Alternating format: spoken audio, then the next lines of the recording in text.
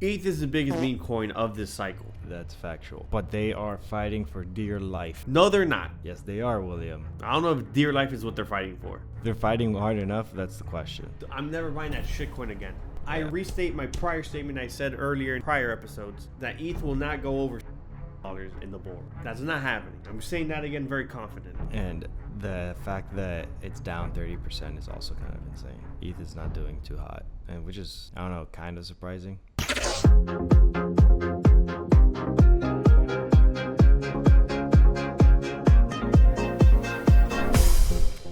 Welcome back, everybody, So another week of your favorite crypto podcast, sometimes crypto, the Unscripted. crypto podcast. Heyo. Hey yo. So, last week we gave a price prediction. Oh my god. On what Bitcoin will be. It was at $61,890. William asked a very interesting question. Is it above or is it below next week's episode? At the time of recording, we are at, drumroll please, 62,205. We're at 62,460 right now, but yes. Oh, what the heck? This one's telling me. Okay, whatever. It adjusted. I was way off. But we were above, and we did say we were above. We're going to be Yes, above. but I'm saying I said 66 above 60. That was way off. I was way off. I was too bullish. A little too bullish, yeah. October. Well, you did say something afterwards where you're like, oh, mind you, watch how all of October just flat lines until the very end. And then we see a God candle going straight up. Like last day of October, you see a 20% monthly. Nah, you said 70%. I said 70. All right, imagine a 70% God candle at the end of the end of the month. But yeah, stick around to the end of the episode where we will give our prediction for next week's price. Because it's gonna be a little fun game we play, I guess. But in the for sure, we always play this game. Irrelevant. What? No, irrelevant. Like Okay. what I was saying is relevant. Well, okay, I see. Yeah. So there has been some developments in the crypto world. We got good news, or we got a lot of news coming out this week. I think it's pretty interesting. William, where do you want to start off? You wanna get the hating out the way? We can if you want to. Well, I asked because that's what it seemed like you're Nah, because particularly there was excited something you were for. going to talk about, and I was going to roll into the hate. Oh, I see. That's right. Thank you for reminding me. I already forgot. But That's why I was waiting. I'm like, I'm here waiting to hate. And everyone knows what I'm going to hate I see. on, so. Yeah. Or they should by Pretty now. consistent with you. And it's going to be the title. So it's gonna be the title. It's going to be a title. It's gonna be the title. So last week I mentioned the Federal Reserve and its origination and like what's the purpose of it, and we were a little uncertain, unclear on these terms. I thought I said it was owned by the federal government. Yes, and then I was like, no, it's a separate entity. Exactly. So don't say we here. Well, I say we were uncertain because you said one thing and I said something else. So, commutatively, I was pretty certain. But yes, commutatively, we're on two different ends of the spectrum. So, now, do you? I could give the full rundown of why it's like the way it is, but essentially, the Federal Reserve was created because back then, banks in different cities or in different states. Banks in different states had issued their own currency, their own version of the dollar. I can see that being a problem. So, like in some states, you might have some currency issued by a bank in that state, that doesn't hold value across states. And there was this whole issue with like fractional reserve banking was a thing back then. But since it was fluctuating from state to state, some states just like in some places the currency just wouldn't hold value. So it caused a lot of issues. Yeah, when you move to state, like it was hard to conduct trade. Essentially, it was harder back then. Outside of your state. And yeah, domestically within the United States. Mm-hmm. So that caused like an issue in banking in the like 1900s, early 1900s, like literally like 1900, like those first 10 years. Okay. And essentially, the banks at that time, they knew that the U.S. government was going to come and regulate them. So they're like, instead of waiting for the U.S. government to put on regulations, let's propose a plan. Let's make a plan where we'll have 12 regional banks, where the stakeholders are the banks of those local areas associated to that region. The majority of these banks are in the Northeast, but then we have other ones across the state as well. And then propose to the government about like having a Federal Reserve Bank that is dependent based off of these 12 regional banks. So to answer the question that we asked last week about whether the Federal Reserve is a government-owned entity or privately held, it's a kind of a mix of both, actually, where the entity itself is completely separate from the government, has nothing to do with the U.S. government. Like the Congress, Senate, the president cannot tell the Federal Reserve what they can and cannot do. But the president does have the ability to appoint who is the chair of the Federal Reserve. Which is currently Powell. Correct. However, the 12 regional banks, the chair of the Federal Reserve does not represent the U.S. government. The chair of the Federal Reserve represents the 12 regional banks. Yeah. And the 12 regional banks appoint the vice chair of the Federal Reserve. Oh. Yeah. And then the 12 regional banks are owned and like pretty much operated like representing private entities. Yeah. So that you could say they're privately influenced. They're private. Yeah, they are definitely privately influenced. Like the Federal Reserve acts in the interest of these 12 12 distributed national banks. But those 12 distributed national banks are representing the interests of local banks. So it's a mixed bag. That's why I say it's a mixed bag, because the chair is assigned by the president. So if the president doesn't like the chair and what they're doing, you'll kick the chair out and put in a new chair. But then the vice chair, anyways, is appointed by the 12 banks. Yeah. So it's kind of like one of those things where the chairman has to appease the government enough to stay in place, but with the influence of the private banks pretty much leading its decisions in what it does and doesn't do. Because the idea is to try to keep them in business.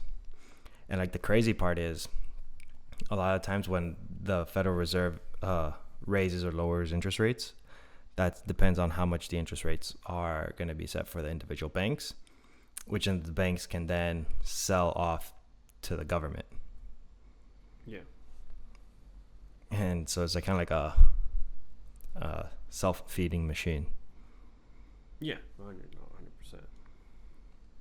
Which I thought was very interesting. So the banks, to a degree, make their own rules. Yes. Okay. Nothing new in America. Nothing new. So the part that's actually very interesting is at the time when the owners of the bank, so this is like Morgan from JP Morgan, the Rockefellers, Carnegie, all these people, big names, they met in secret to, first of all, they only use their first names when they were transporting from, I think it was New York to like Georgia. They used only their first names so then their last names wouldn't pop up and cause suspicion. And they were all going for like a golfing trip or a hunting trip, supposedly. But in reality, they were just going to make this plan for regulation for the government that they would propose. The plan actually originally started as one form that got denied. They made a couple of alterations, and like a few years later, it got passed under the Federal Reserve Act. I think it was 1914. And what was I going with this? They did this in secret, and this wasn't like announced that they had officially done this until like a quarter of a century after. So like 25 years.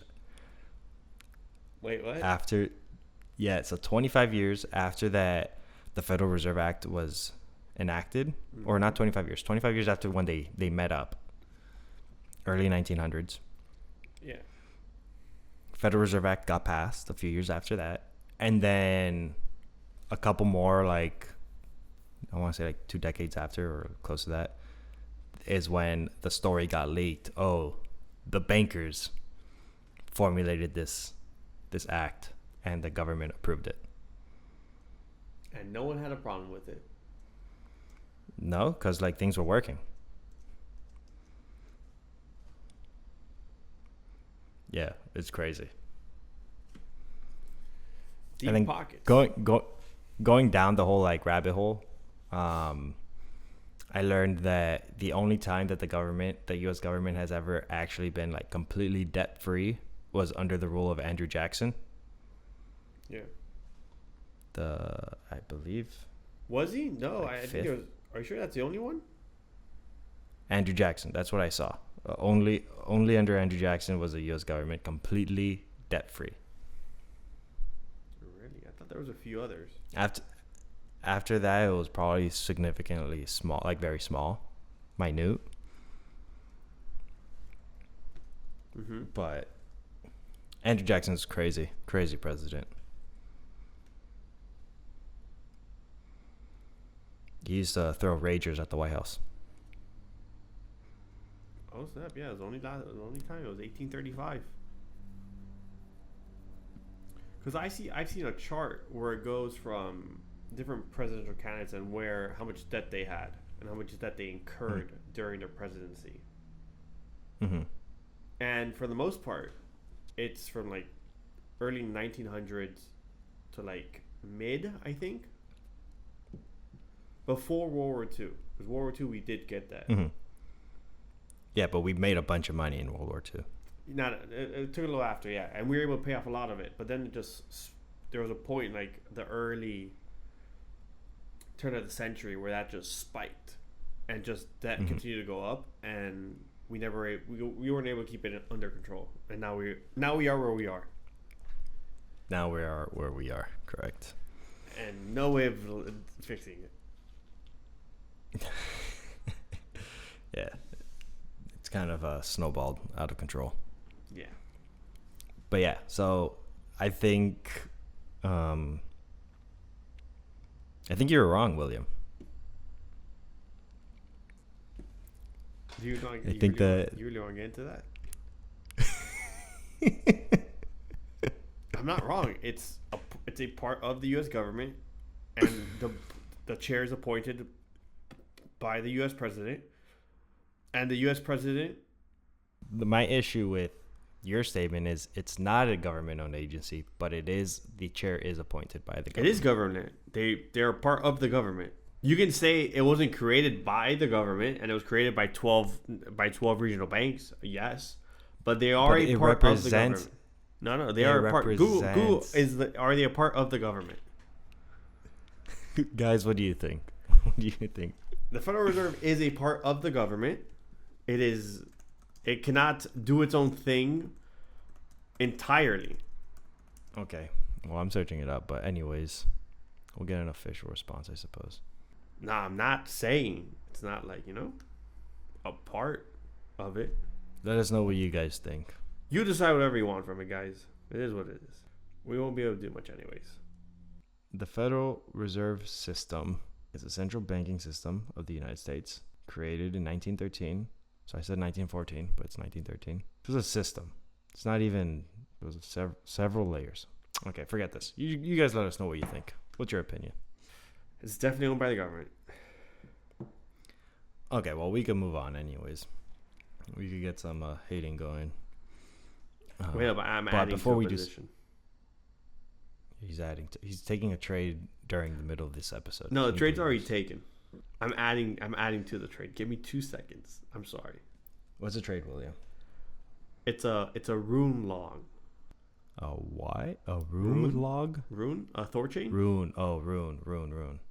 Thorchain? Yeah. He's longing rune. Yeah. Entered in at 505. I entered late, and now I added to it. We're at 5008 to be exact, and we're just growing the position a little bit to bring up the average entry.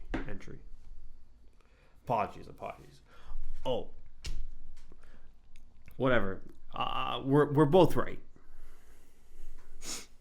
If you want to. Okay, whatever. No. No. Whatever makes you feel better. better. I'm right. You're wrong. You said it was its own thing. It's not. Wrong. Okay. Fine. Agree to disagree. You know what? I'll talk about something that we will both agree on. Okay. ETH is garbage. ETH is garbage. ETH is definitely A shitcoin. working ETH on is the newest it's meme coin out here. It's not doing too hot. That should be the title of this episode. Federal Reserve ETH meme coin. That's it. that's the whole title. Ah, fucking A. William's having an off day today. Complete off day for William. Fucking A, dude. Hell no. Well, as we were saying, ETH. Federal ETH is the Reserve, biggest meme coin of this cycle. That's factual. But they are fighting for dear life. No, they're not. Yes, they are, William. I don't know if Yes, dear they are. life is what they're fighting for. They're fighting hard enough. That's the question. But I don't think essentially, so. ETH. Why not? Let me sip some water. All right. So, ETH has a new proposal being introduced. It's called EIP, which stands for Ethereum Improvement Proposal 7781, proposed by developer Ben Adams. And the idea is to pretty much decrease block times from 12 seconds to 8 seconds. Wow, a whopping 4 seconds, guys. I mean, if you think about it, that's like 33%. A whopping 4 seconds. It's also going to increase blob limits per block from 6 to 9, so more blobs per block. If you don't know what a blob is, I don't know what a blob is, actually. that's like a blob of information within the blocks. It's just ETH jargon. And it's also going to increase the gas limit from 30 M. I don't know what the M stands for. I forgot what the M stands for. To 45. Which all this essentially would try to reduce the confirmation times by 33%, and with the gas limit, I'm assuming reduce the amount of fees associated.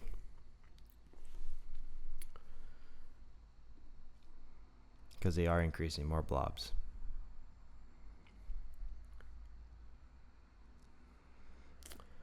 Now, is this going to be sufficient? No. Probably not. Yeah.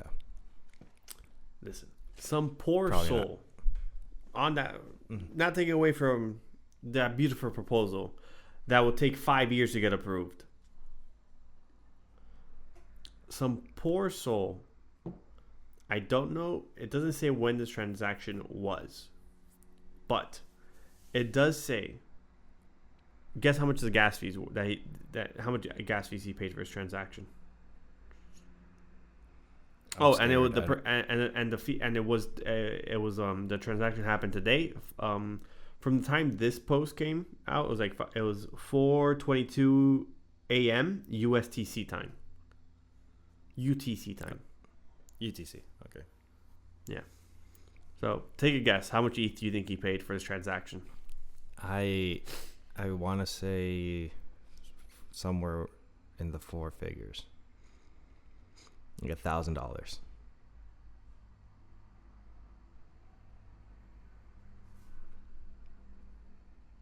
Higher?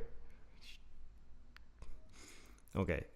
Before I go higher, what was he sending? Or receiving? What was he doing? It doesn't say. Interesting. It doesn't say what the transaction was. So he was sending money somewhere to some smart contract at the very least. Yeah, it just goes from blank to it could be your smart contract or wallet. Where it says the value, it says 00. Okay, so what? 5,000? More? Is it more than four figures? It's more than four figures. Yes. Jesus. 5 figures? It's more than 5 figures. Oh wow. $100,000? You're still really short. $800,000? Now you're over by $100,000. $700,000. Homie paid $700,000 to transact on ETH. Are you gonna tell me that's not a shitcoin? The greatest of all shitcoins? That's ludicrous. That's insane. Garbage. That's wild. I think it is. Probably mining ETH is probably a very lucrative business. You might lose it all. You'll lose it all in transaction fees, though. Listen, the minute I'm sure it's very lucrative. The second you try to convert that ETH to anything else usable, you pay it all back to the other miners. Yeah, that's the issue. So, how much ETFs do you think were bought yesterday? No clue. How much do you think? Like a number? What? Like how much do you think? Actual shares in the ETF? I don't know. Yeah, like give me a number. How, like you think they bought $1 million worth of ETH, 1,000, 2 million, 10, 20, 30? Like a number. I was gonna say 5. 5 million? Yeah. You're really over. Really over? You're over. Wow. Over 5? I'm over with 5 million? Damn, that's nothing then. Yesterday, October 7th, ETH had a whopping 0 shares bought of the ETF. Wow. 0. Not a single ETF was bought yesterday. That's actually pretty insane. I feel like I'm the only moron that bought the ETH ETF when it came out. That's currently sitting on 30% drawdown. That's wild. Well, hopefully this EIP helps it out and maybe you could regain some of your losses. So I could sell it all. I want to sell it. I want to get rid of it. I'm never buying that shitcoin again. That's not good. Yeah. I restate my prior statement I said earlier in the pod, not in this episode, in prior episodes, that ETH will not go over $6,000 in the bull run. $6,000 ETH. That's not happening. I'm saying that again very confidently. That's actually pretty wild. How zero shares of ETH were bought or sold yesterday. Actually, let me see if it says bought or sold. And the fact that it's down. It says total net flows is 0. Yeah, it has to be. Yeah. And the fact that it's down 30% is also kind of insane. From the time I bought it. Mm-hmm. Which, by the way, I bought it when it already went down. You Like, by already time- bought it when it was down. I already bought it when it was down. They just kept beating it with a stick. Yeah. Big as ETH, shit coin out here. ETH is not doing too hot. And which is, I don't know, kind of surprising. Garbage. Expected some ETF activity to prop it up a bit, but that didn't look like it happened at all. No. It is not happening. Quick quick little side note. So, since we already talked about the Federal Reserve, Mm-hmm. and this we could segue this into other topics we have.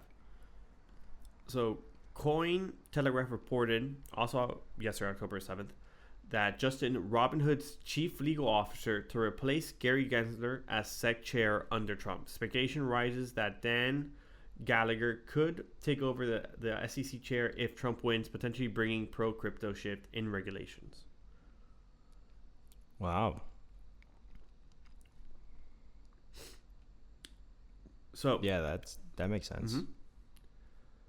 I don't know where this speculation came from, but we'll just continue speculating with it because there's more speculation to this.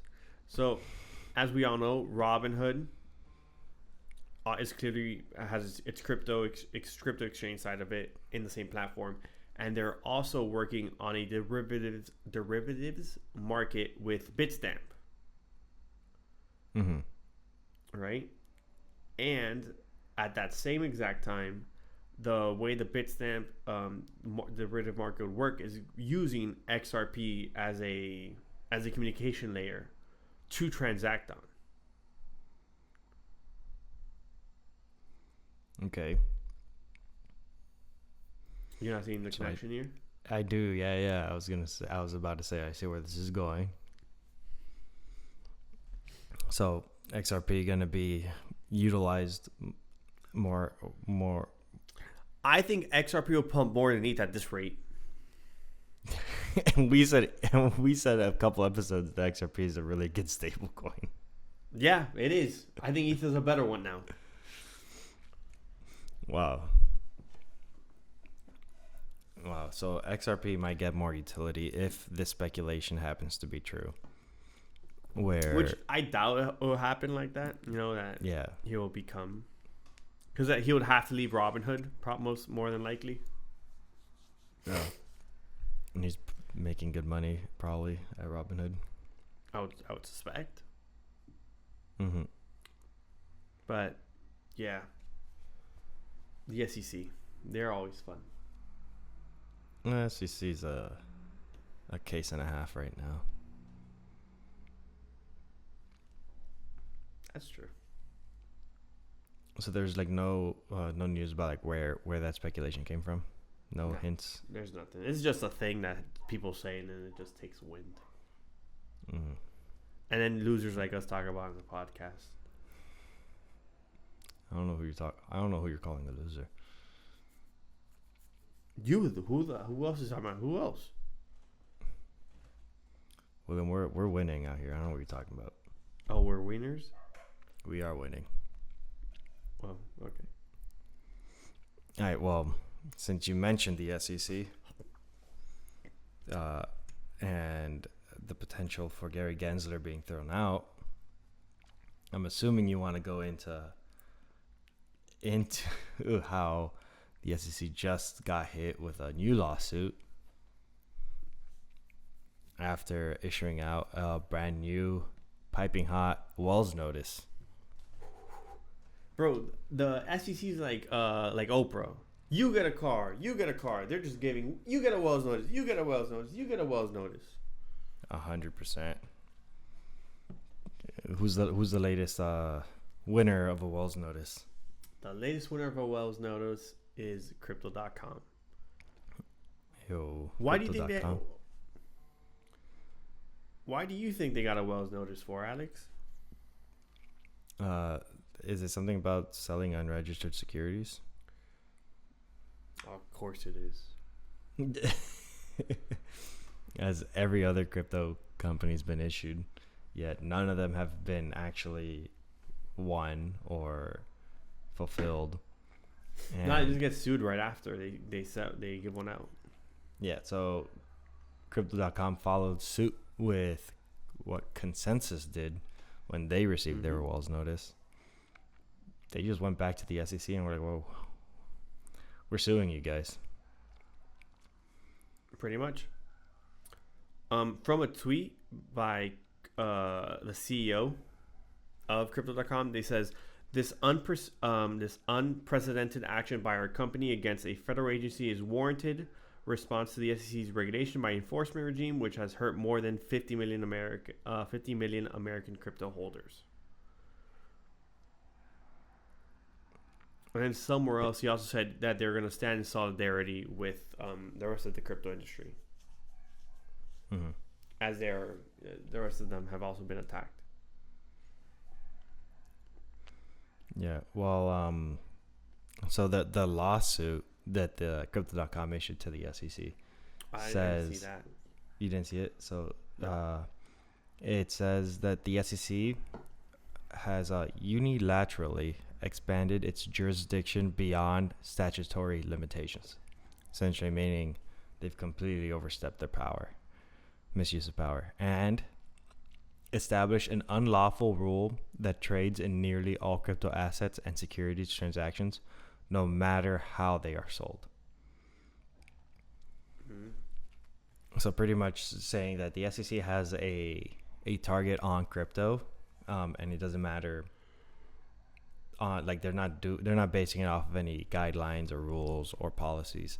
That they're just straight up. If there's the word crypto under your name or in your business model, they're going after you. Pretty much. I mean, and that's obviously a misuse of power. Yeah, no, 100%. Gary has to be trembling as this election approaches, for sure. Because which I don't get it. Why do they keep on sending Wells notices out if they know they're not gonna either not gonna win or the majority of them won't be there long enough before they get replaced? So I think they're just looking for someone to not be able to bite the bullet. They're looking for the biggest exchange with the. They're going after the biggest monsters to like set the tone, to like make an example of them. But all that's happening out of this is the tables are getting reversed.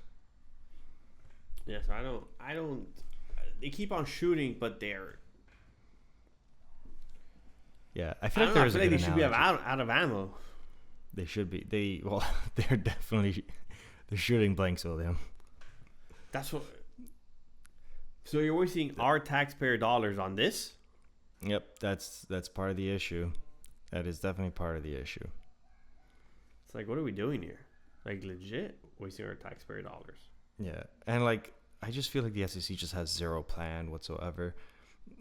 At least if they like made a decent plan where they're gonna go after crypto in some type of like meaningful, organized manner, I'd understand.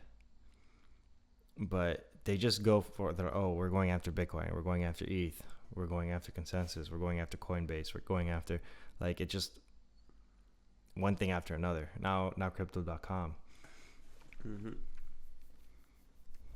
So it's just like they're rapid firing and they're missing all their shots. Yeah, they're not good at Call of Duty. Yeah, they're not good. Call of Duty 6 is about to come out, but that's a different tangent. That's a different much different tangent. Yeah, I mean, so in that same note, Dragon Ball Zero is coming out. Dragon Ball Super or something like that's coming out. Game looks good. I was completely unaware of that. Yeah, I've watched Gary's lecture at MIT on crypto. He knows what pro the crypto? technology. No, he's not pro crypto. In the lecture, he says that he's what's it called? Undecided, like unconvinced not convinced. But he literally explains how it works to a T. It was like, I don't know what convincing you. You're just being a hater. You're just choosing to not want to accept something.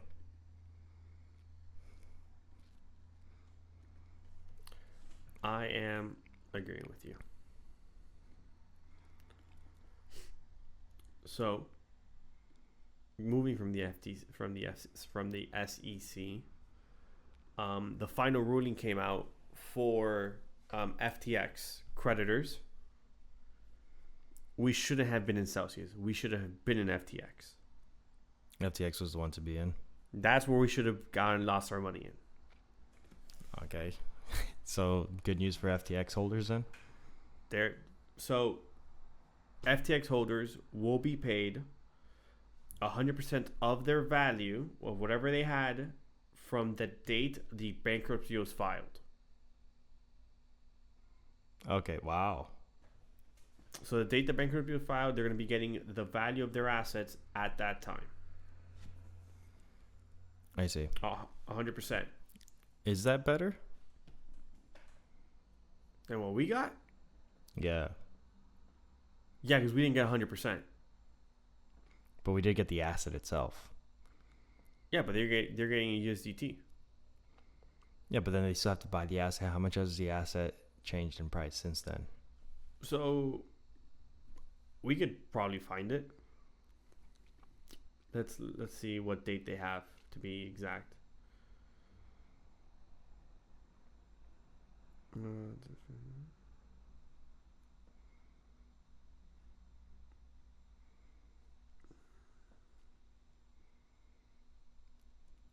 I'm currently looking to see when.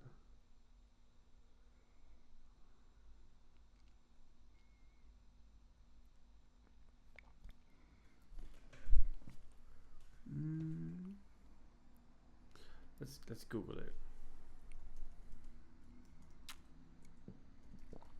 Googling when the FTX. Yeah.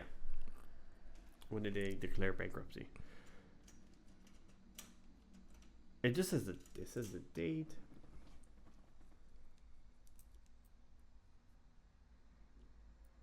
It just says what?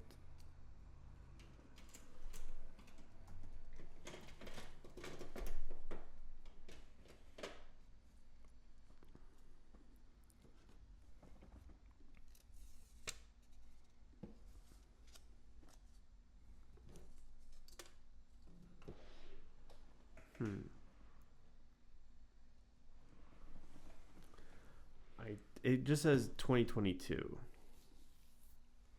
Yeah, it's a little broad. I don't remember. It's very, exactly very broad. I think it was the early months, like first quarter, if I recall correctly. Nah, I think it was even earlier than that. Cause no, it wasn't. Cause it wasn't because all their problems happened in November, and they filed like 7 days later. Oh, so end of the quarter, all right, fourth quarter. It was end of. Let's give it a random date. In November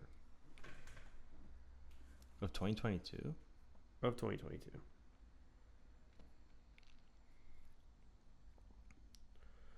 Daily.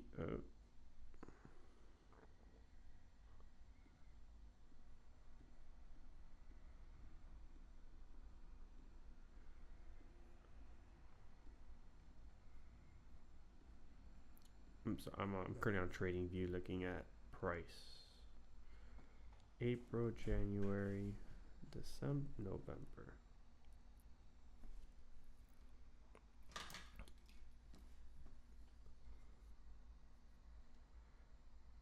So let's assume they got it after his dump. It was declared, let's say, a couple days later. Jesus, they got the lows. They got the lows. That's what I'm saying. Like, I think they're worse off. No, they're not, because we got it at the same price that Ours was set at the same price that the evaluation was at, just that we got the actual asset. Okay. Yeah, it's not like we got the asset at current value. We got the asset at the valuation of a specific date. Mm-hmm. Well, nonetheless, they're getting back that. Plus, they're also getting back between 15 to 18% in interest. Oh, wow. Mm-hmm. Damn. Okay, so that's not bad. That's why I said if we wanted to be anyone, we would want to be them. Unless our date's higher, then I wouldn't want to be them. Yeah. On that exact same note as well, distribution does not start right now. So the first payments are to be expected 2 months from now, from the date it was settled. Mm-hmm. So December 7th. Exactly. And that's only for the people we spoke about last time. That's the first 50,000. Mm-hmm. Then anyone above that, I forgot if I don't know if this gives an exact number. Let me see. Yeah, so the people who have less than $50,000 in Celsius, I mean in FTX. Exactly.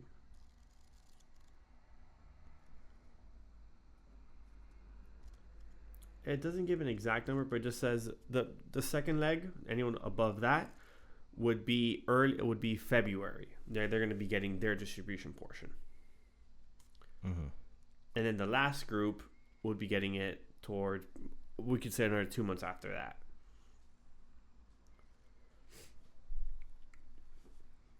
And that's when the full 16 billion will be fully back out.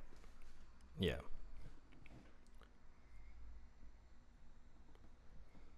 It's not going to be what initially we thought it was going to be, which was going to be everyone here's 60 billion back to everyone.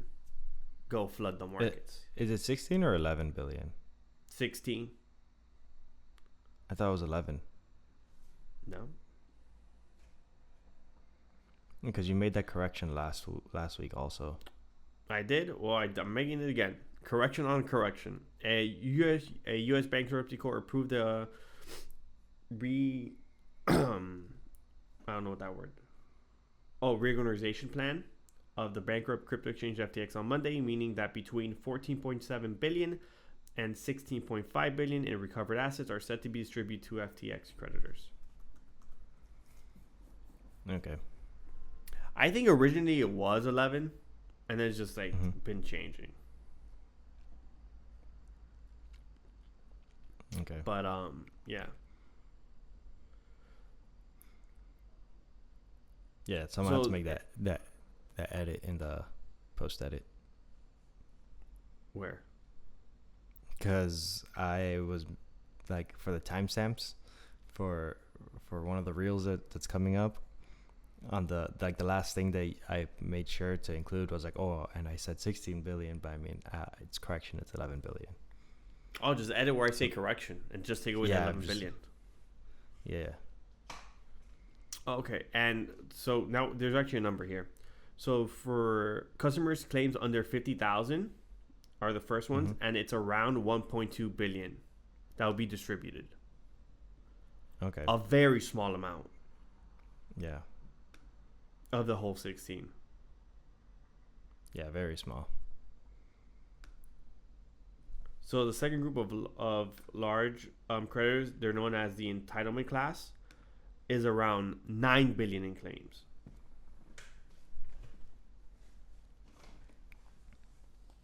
Which still isn't a whole lot because compared to what's left over. Yeah, that's like half. A little bit more than half. And like we said earlier, there are a lot of claim agencies that own the claim distribution. So they're the ones who are going to be getting it. Which from the report here, it's not a lot. Respectively, like not a lot of people, not a lot of claim agencies. No, claim agencies.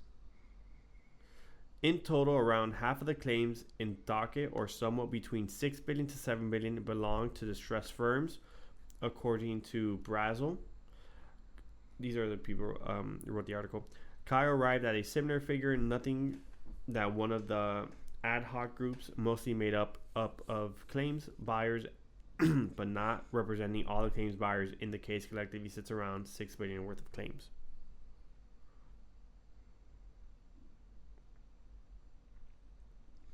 Okay. So Well, that's good for them, for the FTX holders who held through and didn't sell their claims. yeah, I think they got a way better payout Than most people did. 100%.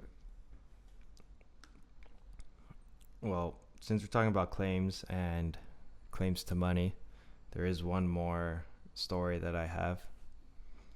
Okay, what's up? This is in regards to a company's claim to the $4.4 billion worth of SilkRoad Bitcoin that was seized by the U.S. government. A company's claim? A company. The company is called BattleBorn. Okay. BattleBorn Investments, specifically. My bad. They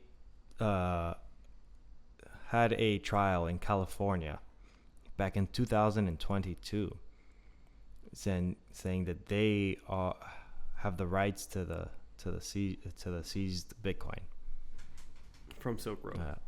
From SilkRoad, correct. Interesting. California pretty much said that the court in California said that they do not have the claims to this Bitcoin that was seized by from SilkRoad. Mm-hmm. And they, as someone who believes are entitled to something, took this further up to the greatest court in the land, the Supreme Court. And I say the greatest because it's like the biggest, not necessarily whatever. And just recently, the Supreme Court straight up rejected to hear their case at all. The people Supreme claiming Court. the Silk Road. Yeah. Wow. The Supreme Court rejected to hear the appeals case from BattleBorn Investments, because the Supreme Court at the end of the day is just an appellate court. Yeah, it's just the biggest. Yeah, it's like this is the final decision. Yeah, Can't go any higher than this. So what does this mean for the $4.4 billion worth of Bitcoin that's currently being held by the United States government? how much is it? One of $4.4 billion. And that's all the Bitcoin they hold? I believe it's like 200,000, 216,000 Bitcoin. Oh, Somewhere because around I that literally range. just saw something on Twitter Mm-hmm. saying U.S. government to sell $4 billion in Bitcoin soon. And it's a Yeah, Silk Road Bitcoin, because I see there was like movement. Yeah, it is at Bitcoin. So that's one of the two things. I have to sneeze. My bad. That's one of the two things that might potentially happen to this Bitcoin. Now that there is officially no claims, open claims to this Bitcoin, it is now fully and completely owned by the United States government. It's secured in one of their wallets. And since no one's claiming it, since no one has an official claim to it, they plan on... They now have the Department of Defense or Department of Justice now has the right to sell that Bitcoin. Is that no one can claim it because if it was confiscated, who's going to claim it? Yeah, who's that? Well, the person who made Silk Road. He's in jail. Yeah, I know. So like, there's no one there that could claim it, even though. Yeah, there is no one. There is no one there to claim it. That's it. There's no more claimants available. There's like no more claimants in the line of custody or whatever. I don't think that's the right word. Like it was like the line of inheritance, something like that. You're gonna dump the market. 4.4 billion. Just sell it to Michael Saylor. Work out a deal. I don't want him to sell it to Michael Saylor. You prefer to tank the market? It'll give me more opportunity to buy more Bitcoin.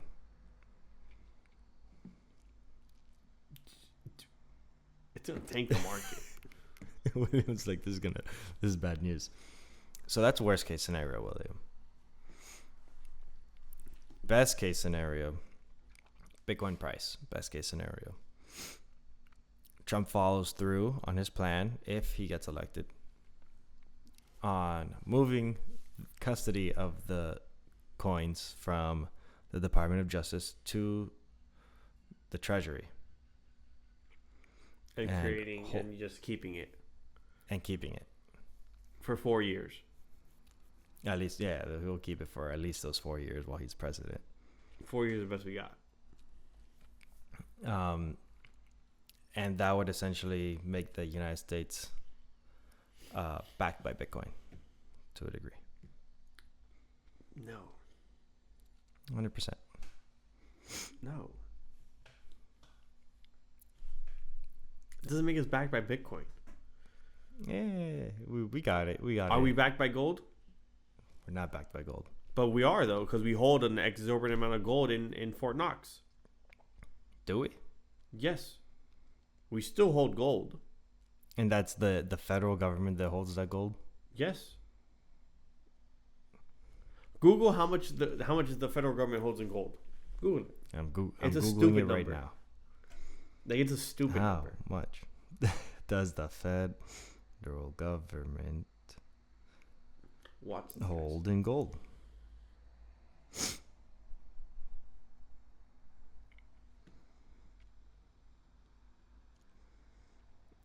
As of February 28th, 2021, this is a AI response.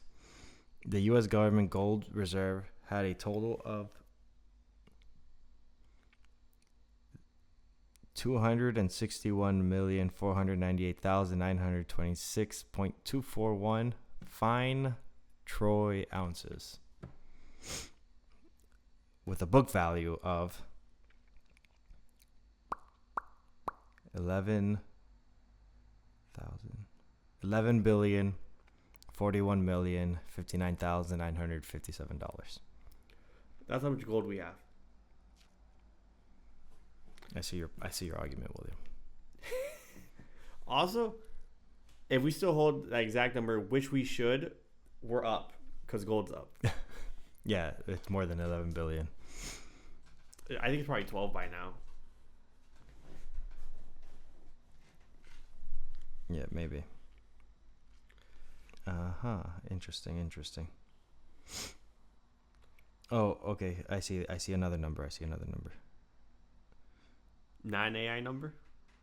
No, it's still. It says as of 2024, Fort Knox holds. Yeah, because it gives me different. As of 2024, Fort Knox holds roughly 147 million troy ounces of gold bullion. But it doesn't give me the value. But that's less than the first value, the amount that we hold. So the first one, it says the source came from how much gold does the U.S. government have, GSI exchange. And then this last one, it says that the source came from United States Bullion Depository. Let's see how much. Yeah, so that last source is pretty legit. United States Bullion Depository, Thursday, June 13th, 2024. Yeah, AI says 8,133 tons. That's short, I think. Oh, no, because it's ounces. Yes.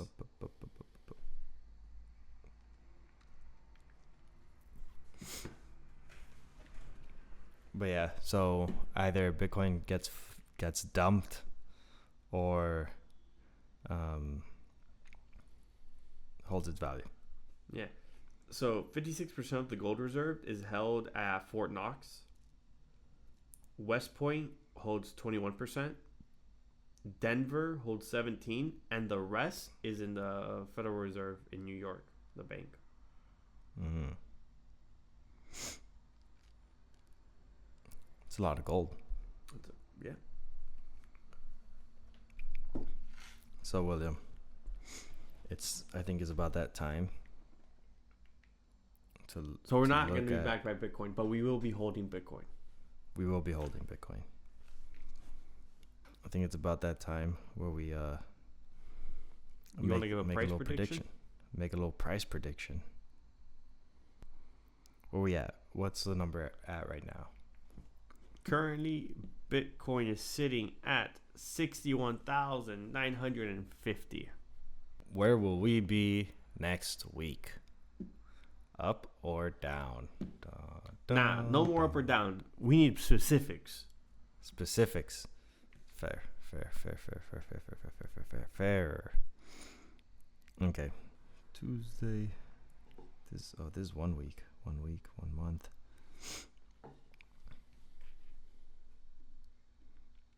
I'm gonna say we're gonna test $63,000.